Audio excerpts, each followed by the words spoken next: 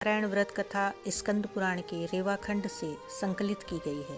भगवान विष्णु के सत्य स्वरूप की कथा ही सत्यनारायण व्रत कथा है।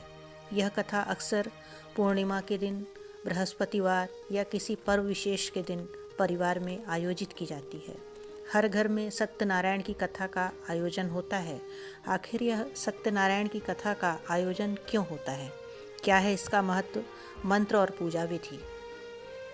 आइए जानते हैं क्यों की जाती है सत्यनारायण की कथा।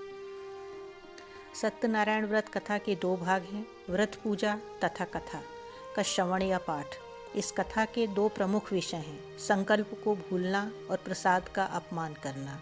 इस कथा का तिरस्कार करने या मजाक उड़ाने से व्यक्ति के जीवन में संकटों की शुरुआत हो जाती है, इसलिए सत्यनारायण की कथा की जाती है। विधिवत रूप से व्रत रखने और कथा सुनने से व्यक्ति के जीवन के सभी तरह के संकट दूर हो जाते हैं। जय श्री हरि। ओम शांताकारं भुजगशयनं पद्मनाभं सुरेशं विश्वधारं गगनसदृशं मेघवर्णं शुभांगं लक्ष्मीकान्तं कमलनयनं योगिभिर्ध्यानगम्यं वंदे विष्णुं भवभयहरं सर्वलोकैकनाथं। बोलो श्री हरि लक्ष्मी नारायण भगवान की जय।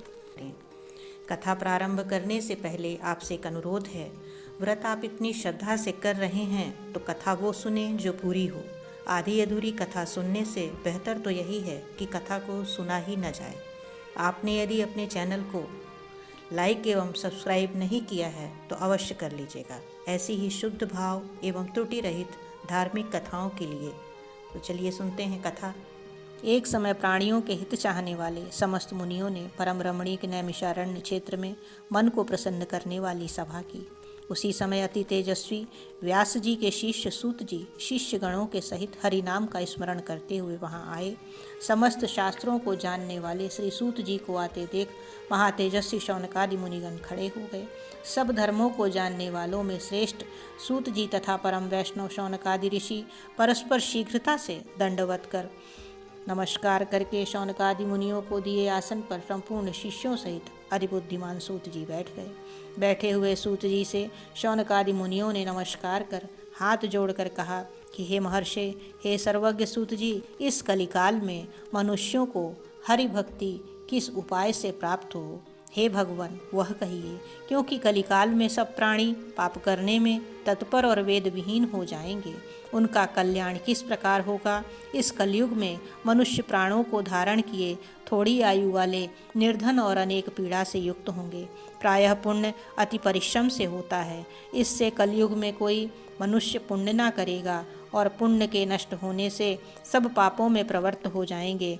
तब तुच्छ ज्ञान वाले मनुष्य अपने सब वंश सहित नष्ट हो जाएंगे। हे सूत जी, किस तरह अल्प परिश्रम से थोड़े धन और कुछ ही समय में पुण्य प्राप्त हो, ऐसा कोई उपाय हम लोगों से वर्णन कीजिए, जिसके उपदेश से मनुष्य पुण्य पाप करता है वह उसका भागी होता है। पुण्य का उपदेश करने वाला, दयावान, कपट रहित, निष्पाप और निर्विरोधी, यह चार तरह के मनुष्य नारायण के समान है। संसार में ज्ञानी होकर जो दूसरों को ज्ञान नहीं देता, उस पर ज्ञान रूपी परमेश्वर प्रसन्न नहीं होते। जो पुरुष रत्न रूपी ज्ञान से दूसरों को संतोष देते हैं, उन्हें मनुष्य रूप धारण किए नारायण ही जाने। हे महामते, ऐसा कौन व्रत है जिसके करने से मनोवांछित फल प्राप्त हो, वह हम लोगों को सुनने की इच्छा है। हे मुनिश्रेष्ठ, आप वेद वेदांग के ज्ञाता हैं। आप जैसा दूसरा कोई वक्ता नहीं देखता, क्योंकि श्री वेद व्यास जी के आप शिष्य हैं। सूत जी बोले कि हे मुनिश्रेष्ठ, तुम धन्य हो, तुम ही वैष्णवों में अग्रगण्य हो, कारण कि सब प्राणियों का तुम सदैव हित चाहते हो। हे शौनक, सुनो, मैं आपसे उस उत्तम व्रत को कहूँगा जिस व्रत को नारद जी ने लक्ष्मीपति भगवान से पूछा था और जिस प्रकार भगवान ने नारद जी से कहा। बोलो श्री सत्यनारायण स्वामी भगवान की जय हो। अब दूसरे अध्याय की कथा इस प्रकार से है। एक समय नारद जी समस्त प्राणियों के हित की इच्छा से अनेक लोकों में घूमते हुए मृत्यु लोक में आए। यहाँ उन्होंने देखा कि सब प्राणी अनेक पीड़ाओं से युक्त और अनेक योनियों में उत्पन्न होकर पाप कर्म से दुख पा रहे हैं। यह देखकर विचार किया कि इन लोगों का दुख किस प्रकार से दूर हो, ऐसा मन में विचार कर विष्णु लोक में चले गए। वहाँ जिनके शुक्ल वर्ण 4 भुजाएं हैं, जिन्होंने शंख चक्र को धारण किया है और वनमाला से सुशोभित देवेश नारायण हैं, उनको देखकर स्तुति करने लगे। नारद जी बोले कि हे महाराज, आप वचन और मन से ना कहने ना धारण के योग्य अनंत शक्ति युक्त और निर्गुणात्मक हैं। हे महाराज, आप सब प्राणियों के उत्पन्नकर्ता और भक्तों के दुख के नाशक हैं। यह स्तुति सुनकर विष्णु भगवान बोले कि हे नारद, तुम्हारे मन में क्या है, हमसे जो पूछोगे वह हम कहेंगे। नारद जी बोले कि हे नाथ, मृत्युलोक के सब प्राणी अनेक योनियों में उत्पन्न होकर निज पाप कर्म से क्लेशित हो रहे हैं। हे महाराज, जिस छोटे उपाय से उनका क्लेश दूर हो, वह उपाय मैं सुनना चाहता हूँ। भगवान बोले, समस्त जनों पर कृपा कर तुमने बहुत अच्छा प्रश्न पूछा है, जिसके करने से मनुष्य मोह से छूट जाए, मैं ऐसा उपाय कहता हूँ, सुनो। हे नारद, जो व्रत 3 लोकों में अति दुर्लभ है, वह आज आपके कहने से प्रकाशित कर रहा हूँ। वह सत्यनारायण का व्रत है, जिसको विधि पूर्वक करने से इस लोक में सुख और परलोक में मोक्ष मिलता है। यह सुनकर नारद जी बोले, इस व्रत का क्या फल है और पूर्व में किसने किया था, किस समय यह व्रत करना चाहिए, आप विस्तार पूर्वक कहिए। भगवान ने कहा, इसके करने से दुख शोकादि का नाश, धन धान्य की वृद्धि और संतति की प्राप्ति तथा सर्वत्र विजय की प्राप्ति होती है। इस व्रत में मनुष्य भक्ति श्रद्धा युक्त किसी भी दिन सायंकाल में सत्यनारायण की पूजा करें और भाई बंधु तथा ब्राह्मणों के साथ धर्मयुक्त 1.25 सेर उत्तम नैवेद्य भोग लगावें। केले का फल, घी, दूध और गेहूं का चूर्ण लावें। गेहूं का चूर्ण ना हो तो चावल का चूर्ण, खांड अथवा गुड़ मिलावें। 1.25 पाव अथवा 1.25 सेर के हिसाब से मिलाकर भक्ति से सत्यनारायण को नैवेद्य लगावें। बांधवों के साथ कथा सुनकर ब्राह्मणों को दक्षिणा दें। श्री सत्यनारायण के प्रसाद को अपने भाई बंधुओं के साथ खाकर रात्रि में नृत्य गीतादि करें। तदंतर सब श्रोतागण सत्यनारायण का स्मरण करते हुए अपने अपने घर को जाएं। इस प्रकार व्रत करने से मनोवांछित फल मिलता है। विशेषकर इस कलिकाल में पृथ्वी पर इससे बढ़कर दूसरा कोई उपाय नहीं है। हे नारद, जिन्होंने इस व्रत को पहले किया था वह कथा सुनो। काशीपुरी में निर्धन शतानंद नामक एक ब्राह्मण क्षुधा पिपासा से दुखित हो नित्य पृथ्वी पर भिक्षा मांगने हेतु घूमता था। ब्राह्मण प्रेमी भगवान नारायण ने दुखित ब्राह्मण को देखकर बूढ़े ब्राह्मण का रूप धारण कर अति आदर से पूछा कि हे विप्र, किस कारण पृथ्वी पर आप नित्य घूमा करते हैं, यह हमारी सुनने की इच्छा है। यदि आपकी इच्छा हो तो कहिए। ब्राह्मण बोला, मैं अत्यंत दरिद्र हूँ, भिक्षा के लिए पृथ्वी पर भ्रमण करता हूँ। यदि आप कुछ जानते हो तो कृपा कर पूर्ण रूप से कहिए। वृद्ध ब्राह्मण बोले कि हे द्विजश्रेष्ठ, मनोरथ को सिद्ध करने वाला उत्तमोत्तम श्री सत्यनारायण का व्रत करो, जिसके करने से मनुष्य सब दुखों से छूट जाते हैं। वृद्ध ब्राह्मण रूपी श्री सत्यनारायण देव ने व्रत का विधान ब्राह्मण को बताकर आप अंतर्ध्यान हो गए। तदंतर ब्राह्मण शतानंद ने मन में निश्चय किया कि मैं कल ही श्री सत्यनारायण का व्रत करूंगा। इसी चिंता में ब्राह्मण को रात भर नींद न आई। सुबह उठकर उसने यह निश्चय किया कि मैं श्री सत्यनारायण का व्रत अवश्य ही करूंगा। यह संकल्प कर भिक्षा मांगने को गया तो उस दिन उसको सब दिनों से अधिक द्रव्य मिला। द्रव्य से उसने अपने भाई बंधुओं के साथ श्री सत्यनारायण का व्रत किया। उसके प्रभाव से दुखों से छूटकर सर्व संपत्ति से युक्त हो गया। व्रत के प्रभाव से शतानंद नगर भर में श्रेष्ठ माना जाने लगा और तभी से वह ब्राह्मण हर महीने व्रत करने लगा। भगवान ने कहा, शतानंद द्वारा किया हुआ श्री सत्यनारायण का यह पूजन है। इसको जानकर जो मनुष्य व्रत करता है वह सब पापों से छूटकर मोक्ष को पा जाता है। जिस प्रकार पृथ्वी में इस व्रत को मनुष्य करेंगे उनका दुख अवश्य नष्ट हो जाएगा। श्री सत्यनारायण भगवान की जय हो। 3रा अध्याय इस प्रकार से। सूत जी बोले कि हे शौनक, विष्णु भगवान ने जिस तरह कहा था वह तुमसे मैंने कहा, और दूसरी बात जो हो वह पूछो। शौनक जी बोले कि हे सूत जी, उस ब्राह्मण के बाद इस व्रत को किसने किया, वह भी सुनने की इच्छा है। सूत जी बोले कि हे मुनियों, जिसने व्रत को किया वह सुनिए। एक समय निज धर्मानुसार निज जिन बांधवों के साथ व्रत को करने को उद्यत हुआ, उसी समय एक लकड़हारा वहां आया। भूख प्यास से पीड़ित काष्ठ के भार को बाहर रख ब्राह्मण के घर में जाकर उसने व्रत करते हुए ब्राह्मण को देखा। नम्रता से हाथ जोड़कर प्रणाम कर बोला, आप क्या कर रहे हैं? इसके करने से क्या फल होता है, वह विस्तार पूर्वक कहिए। ब्राह्मण बोला, मनोरथों को देने वाला, दुख और शोक को नाश करने वाला तथा सिद्धि को देने वाला यह श्री सत्यनारायण का व्रत है, जिसके प्रसाद से यह धन धान्य आदि प्राप्त हुआ है। यह सुनकर लकड़हारा प्रसन्न हो प्रसाद को खाकर और जल पीकर वह भगवान श्री सत्यनारायण का ध्यान करता हुआ अपने नगर को चला गया। आज लकड़ी बेचने से जो द्रव्य प्राप्त होगा, उसी से मैं सत्यदेव के उत्तम व्रत को अवश्य करूँगा। ऐसा मन में विचार कर उसने लकड़ी को सिर पर रखा। जहाँ धनी लोग रहते थे उस नगर में गया। उस दिन लकड़हारे को दूना द्रव्य प्राप्त हुआ। वह अत्यंत प्रसन्न हो सुंदर केले के फल, शक्कर, दूध, घी, गेहूं का चूर्ण सबको सवाया लेकर घर में आकर अपने भाई बंधुओं को बुलाकर विधि से सत्यनारायण का व्रत किया। उस व्रत के प्रभाव से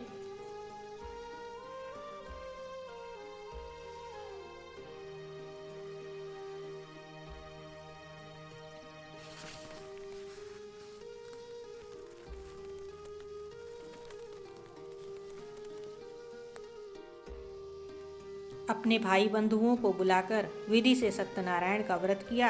उस व्रत के प्रभाव से लकड़हारा धन पुत्र से युक्त हो गया। इस लोक में सुख पाकर अंत में सत्यलोक को चला गया। हे मुनिगण, मैं और कथा कहता हूँ, उसको सुनिए।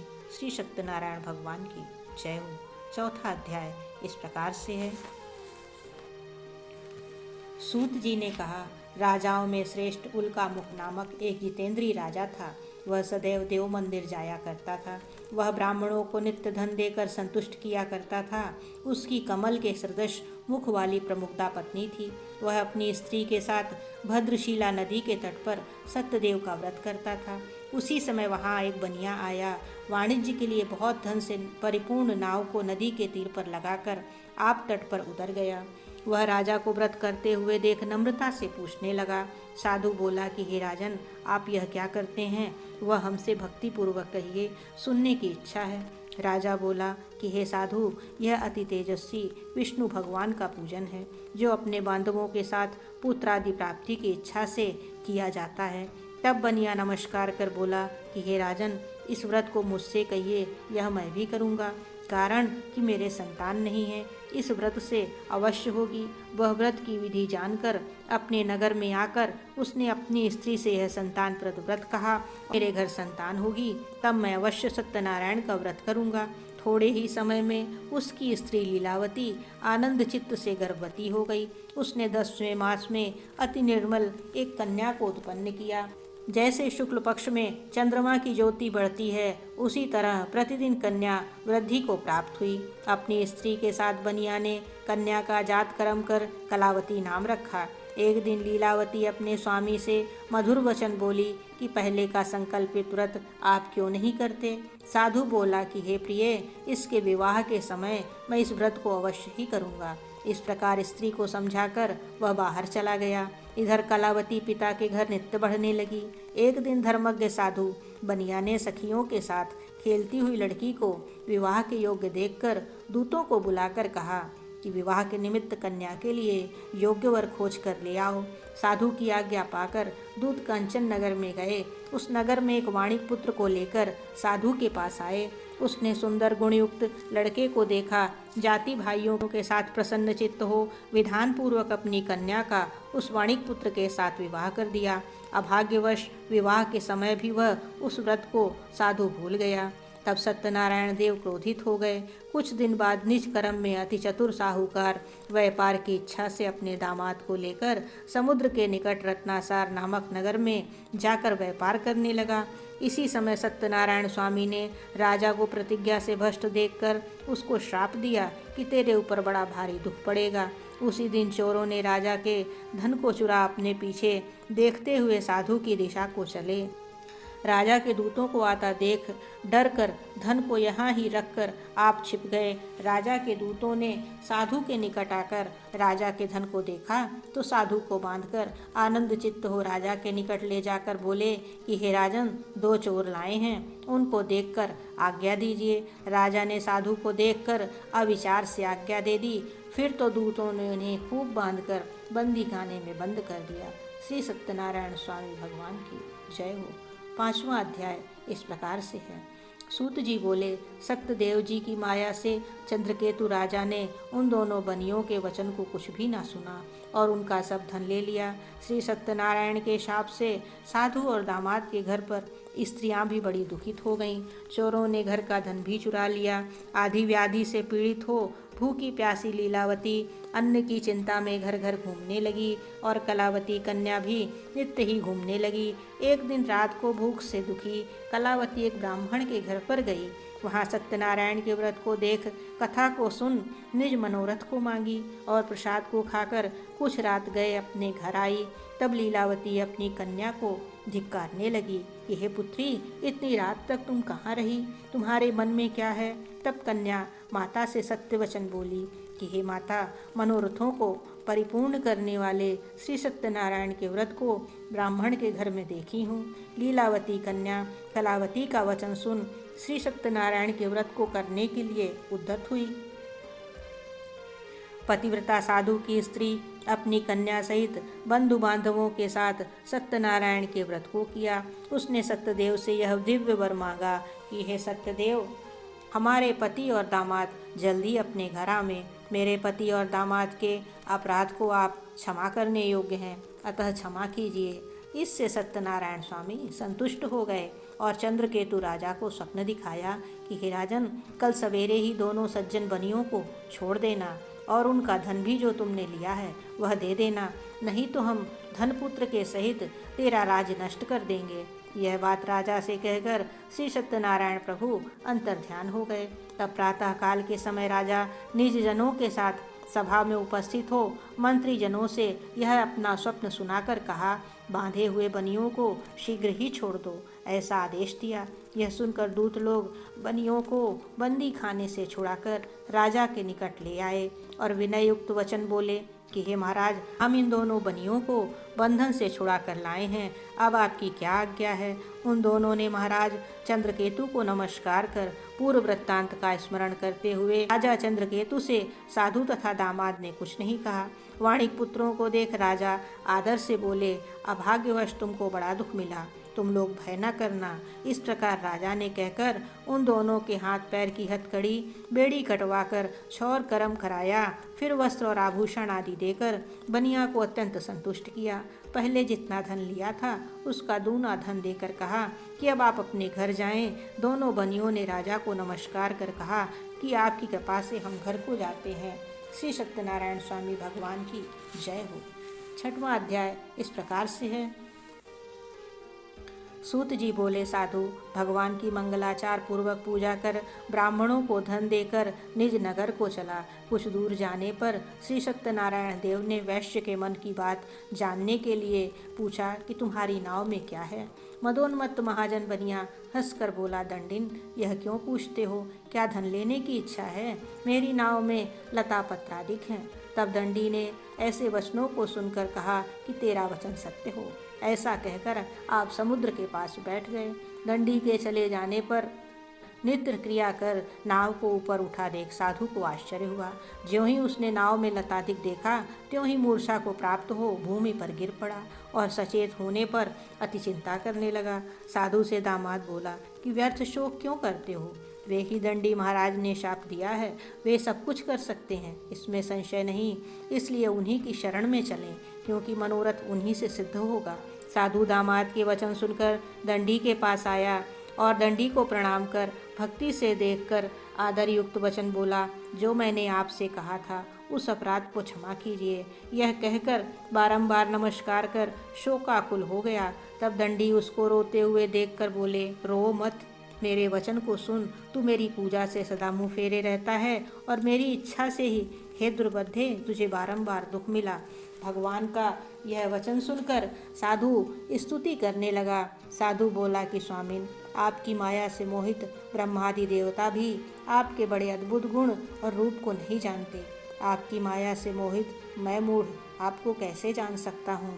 अतः आप हमारे ऊपर प्रसन्न हो जाइए। मैं यथा विभव विस्तार से आपका पूजन करूँगा। मैं आपके शरणागत हूँ। मुझे पहले वाला सब धन दीजिए। उसके भक्ति युक्त वचन सुन भगवान संतुष्ट हो गए और मनोवांछित वर देकर वहीं अंतर ध्यान हो गए। साधु नाव को धन से परिपूर्ण देख उस पर चढ़ गया।